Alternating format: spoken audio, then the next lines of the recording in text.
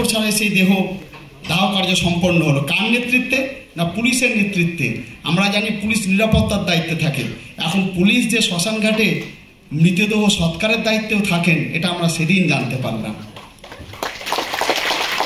তো খুব ভালো, পুলিশ যদি সমস্ত দায়িত্ব যদি নেন তাহলে তো খুবই ভালো। স্বাধীন নাগরিক হিসেবে আমাদের এটা একটা খুব অত্যন্ত বড় পাওনা। তাই আমরা মনে করি যে কি আসল ধর্ষক এবং খুনি যতদিন না পর্যন্ত ধরা পড়ছে এবং যতদিন না পর্যন্ত তার ন্যায় বিচার প্রতিষ্ঠিত হচ্ছে, আমাদের আন্দোলন তীব্র থেকে আরো তীব্রতর হওয়া হবে। অনেকে বলছেন যে কি আন্দোলন হয়তো স্তীমিত হয়ে গেছে। না বন্ধু, ভৌগোলিকভাবে স্বাস্থ্য ভবন সাফাইয়ের যে অভিযান আমরা দিয়েছিলাম, স্বাস্থ্য ভবন সাফাই করার পরে আমরা আবার কলেজ সাফাইয়ের দায়িত্বে এসেছি। তাই কলেজে কলেজে যে সিন্ডিকেট চক্র, থ্রেট এবং সন্ত্রাসের বাতাবরণ তৈরি হচ্ছে আপনারা জানেন।